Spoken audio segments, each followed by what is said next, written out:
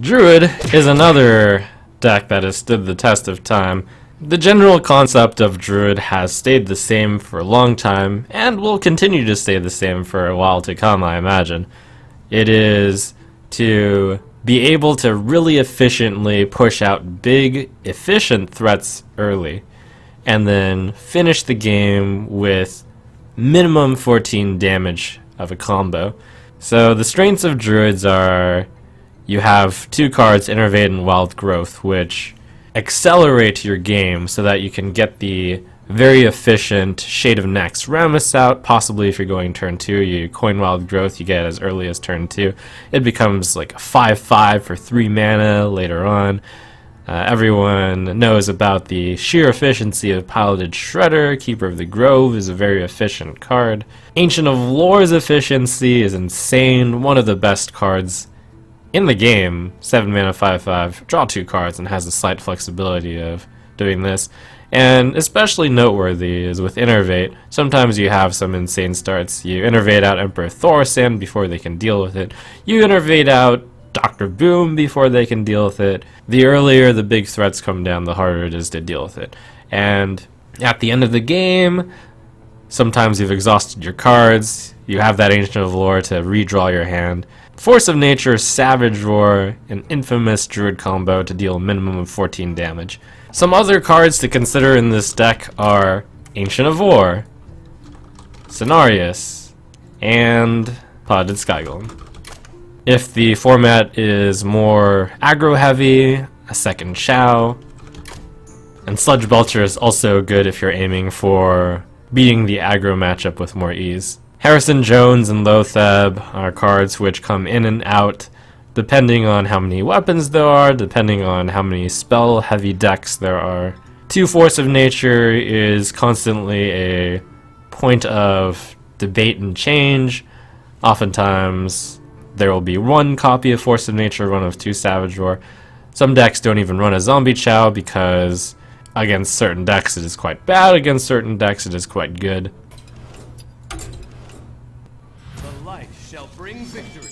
I must protect the wild. The mulligan strategy for this deck is quite simple. You keep Wild Growth, and you keep Innervate. Against aggressive decks, you're going to want to keep Zombie Chow and Wrath. Usually you keep Shade of Nax. Sometimes you keep Piloted Shredder. Keeper of the Grove is a commonly good card that you would keep against certain aggressive decks as well. But the thing that you're most happy with in this deck is to draw the Wild Growth. So much so that a lot of tournaments, casters, they almost make fun of the skill of this deck being drawing the Wild Growth onto. And certainly your chances of winning the game go up a lot when you have this card and you play it on turn 2. But it's not a sure win if you do, and it's certainly not a sure loss if you don't. The general concept of this deck is very straightforward. You simply play what is most mana efficient each turn, most of the time. In this case, I have up to 4 mana and I have nothing, and that's really bad. You can imagine it would be even worse if I didn't have Wild Growth. Then I would be spending an extra turn doing nothing. And of course, a turn 5, 5/4 is nothing to be happy about, but at least it's something.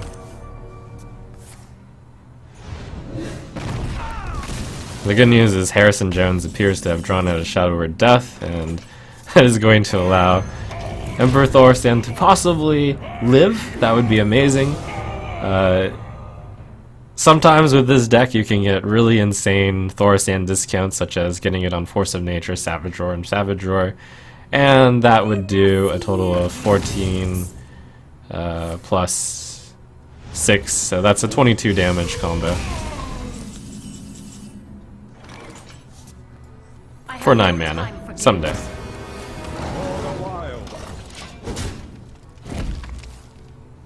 So as you approach the late game with this deck, which has been accelerated thanks to Wild Growth and Emperor Thorsan, you're purely looking to deal a very exact number of damage. Where shall I strike? You're looking to set your opponent down to the exact number at which they will die to the combo. In this case, well, common things to think about are that Force of Nature Savage Roar does 14, and then you add in your minions, and then you add 2 per minion. So, for example, Force of Nature Savage Roar right now would do 14 plus 4 is 18 plus 2 is 20. I believe this is lethal. This by default is 14 plus 8 is 22. You add in the 4 plus 2 here, which is 28. No, that's not lethal. So we're going to need to do a little bit more. In this case, I'm going to try to preserve the health on my 4/4.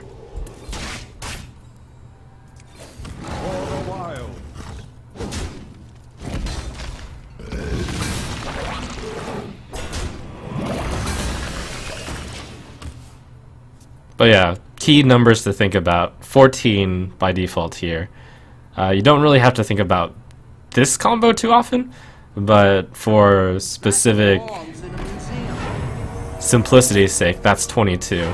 And then you add in 4 and 4, that's 26, that's 30. You add in 2 and 2, 32, 34. And this is pretty much the cookie cutter of how ridiculous this deck can look.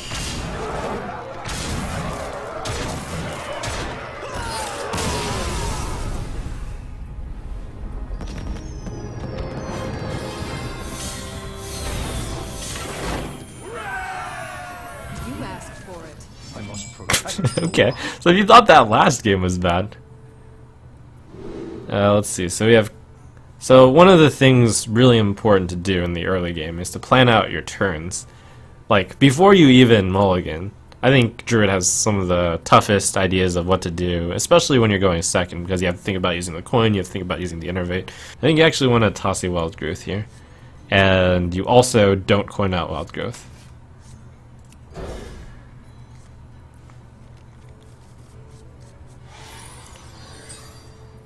The reason why not to coin out wild growth is because you can't do anything on turn. You can't do it. I mean, you would coin out wild growth if your plan was to innervate out Druid the Claw, and that's what some people would do with this hand. However, the problem with that is that then you have this long period of time where you're doing absolutely nothing. It's a little bit more reasonable because the opponent has let off with with a very aggressive mana worm. But the plan is still going to be just turn 2 wild growth, get to 3 mana, innervate out, coin out the Emperor Thaurissan.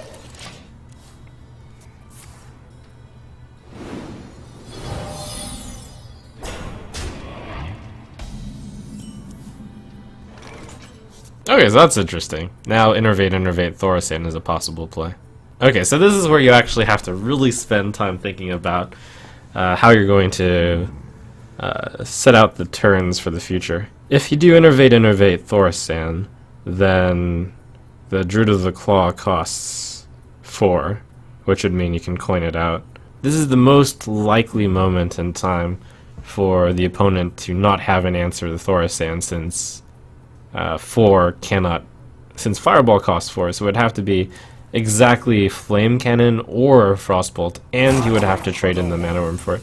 So in this case, it'll be worth it to do this. This is a really rare situation to actually have Wild Growth on 2 and not play it. Because in the worst case, where he has Frostbolt or Flame Cannon, he still also has to lose the Mana Worm. And I'm a little bit more willing to play it aggressively because he has a very aggressive deck. And the situations in which this actually survives to give one more turn of discounts is high-ish.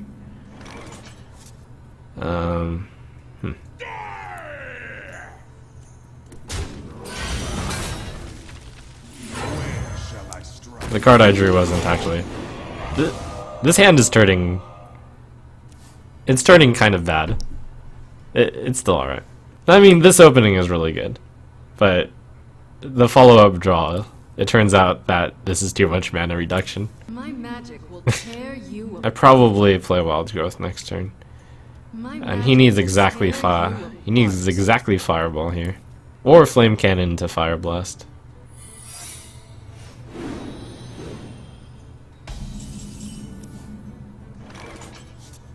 Okay, I drew a reasonable card.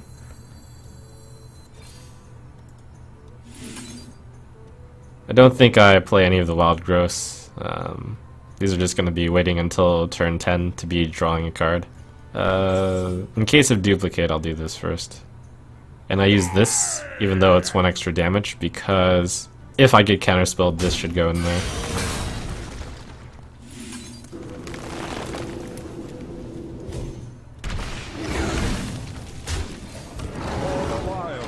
It is Mirror Entity, and Mage is actually one of the best matchups to go against Druid, which is another way is to say one of Druid's worst matchups is Mage, exactly because of Mirror Entity. They have very few ways to trigger that safely.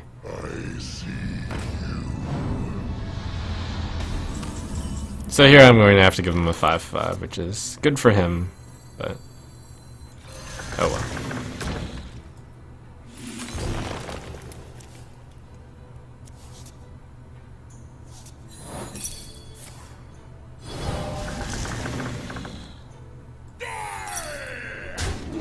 And this deck usually wants to control until they have specifically enough damage to force Savage.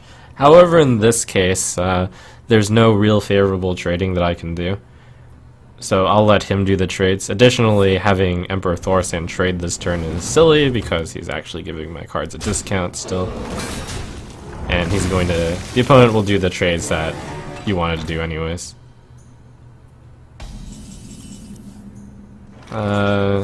The opponent's getting low enough that...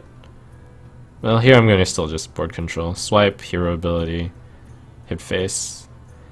This looks like it's 6, 10, 14 damage from spells. Keeper adds 1, but this is too good. There's a decent chance that this 5/5 survives to hit face again. And even if not, this is still 10 damage. Oh, I should have Wild Growth there, because it would have sped it up into this 10 damage turn. I'd gotten too used to my cards. Usually, Wild Growth is bad to be played anywhere from turn... usually there's only one specific turn that you would play in late, which is turn 7, so you can speed into turn 8, Force of Nature Savage Roar, but situations change. In this case, playing the Wild Growth would have been good to speed into turn 8, Force Swipe for the... Anyways, let's actually get a game where it doesn't look ridiculous. I will fight with honor. I must protect the wild.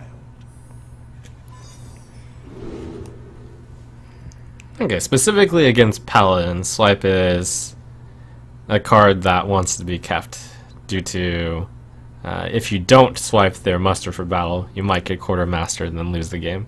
Wrath, it's rare for the Paladin to be aggressive enough. This would usually end up cycling. Kind of want to draw for the Wild Growth / Innervate. And Shade of Naxxramas is reasonable enough to keep by default. This card is up in the air on whether or not to keep. I'll toss it. I'll keep it all for flexibility. Well met. My greetings. You can innervate Shade of Naxxramas here, but the key is to look into the future and see what you can spend your mana on. And I don't think it's critical enough to do this. I'd rather try to innervate out something that costs 6 or 7. Well, that would be, yeah, 6 or 7. Shields up. Red alert.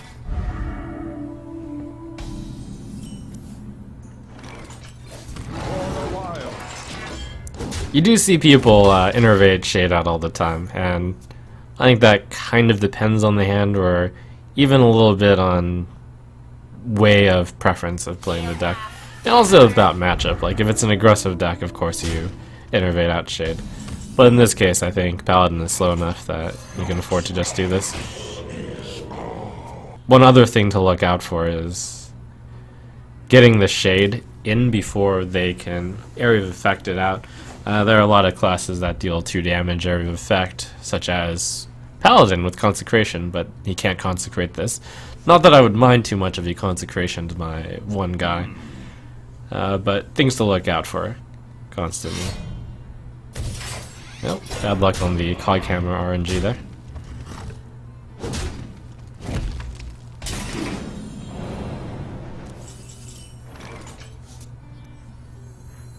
So, Azure Drake, you always want to... There's only one copy of Azure Drake in this deck, but it is so good with Swipe and Wrath. However, I think it would be a little too slow to plan for Azure Drake Innervate Wrath. So, on this turn, Wrathing makes sense. Wrathing for 3, you would get to remove the card, but in this case, I think I'm planning to play Swipe the next turn.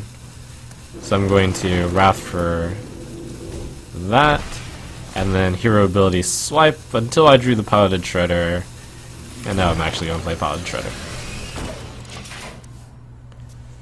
A play like Swipe into Wrath, like Swipe Innervate Wrath, that clears the board, but it's too safe, and you don't play around quite a few of the Paladin cards.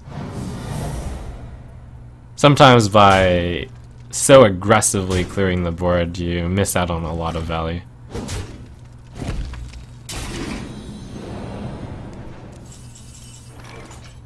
One of the things about Paladin, this is about to get really scary, is I'm almost considering playing Azure Drake because that's 9 damage and that would put me at 6, but Paladins aren't that aggressive.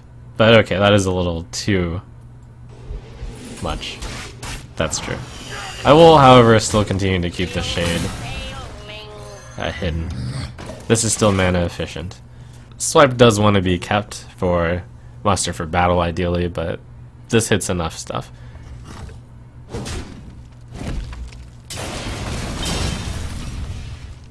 That's unfortunate. No way to activate this in this. Never mind, there's Keeper. That's actually not too bad then.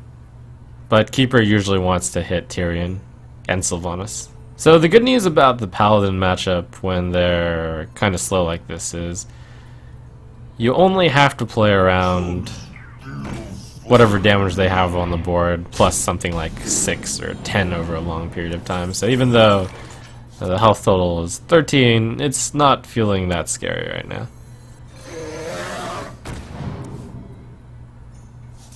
This card finally gets its value by being able to kill most of the Sludge Belcher. Consecration hit is very clean for him.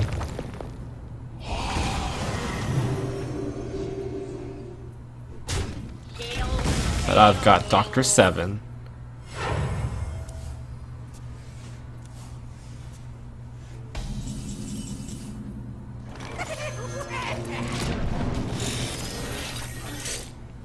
One of the reasons why Dr. Boom is so good in this deck is because the extra Boom bots, they can be as strong as 5/1s with a double Savage Roar. And I want to kind of like explain the fast way to calculate it, I guess. So you add up these and that's 9, and then you just do 2 times the number of minions that can attack, including you. So 2 times 4 would be 8, so 7 plus 8, 15.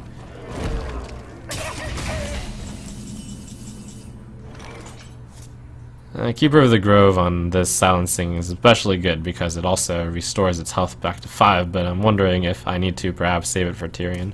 So the amount of damage I would do is 4, 5, 6, plus 8 is 14. Ancient of Lore is probably better. Just Ancient of Lore is usually good when you've run out of great options. And I do have some good options still, like Druid of the Claw. But that's not spending the mana efficiently enough.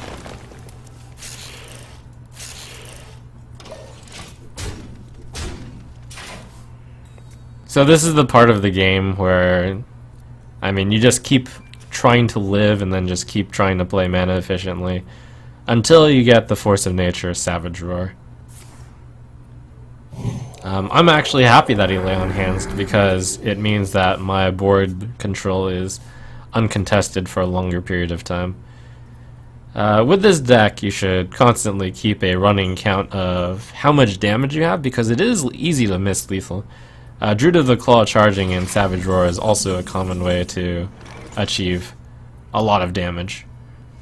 Here I don't have lethal, I believe. 5, 6, 7, 11, and then Savage Roar deals 10, so that's 21 damage.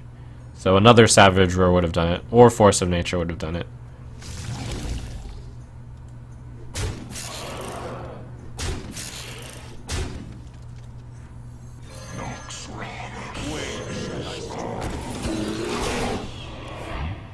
I thought about charging this or even not playing it, because one of the ways he can come back from this is Consecration, and he would attack this and then he would Consecration.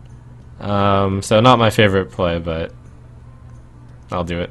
I wouldn't have done it if he hadn't played a Consecration this game. Move quickly.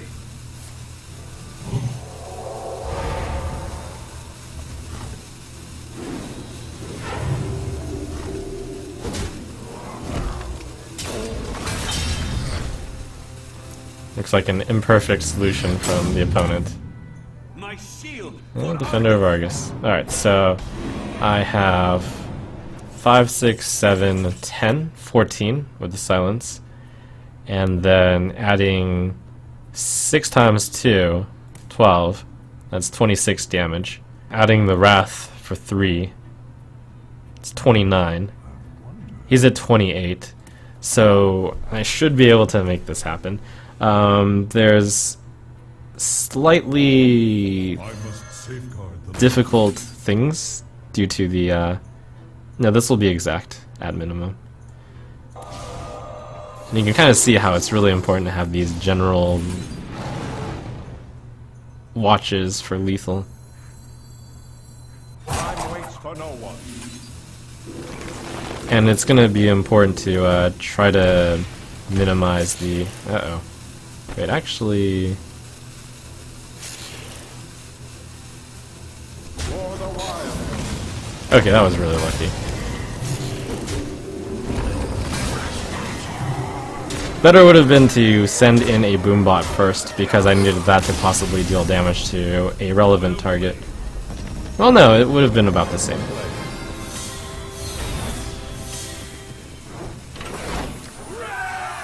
But in order for that to have been lethal, Boombot needed to either deal 1 damage to face, 1 damage to one of the zombie chows.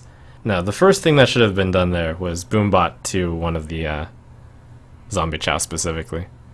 So there was like a 3 out of 4 chance of winning. And it took me a bit more time due to having to explain it, but as you can see, a lot of it has to do with math of Savage Roar, just being able to add it quickly, and then just playing efficiently, curve out early.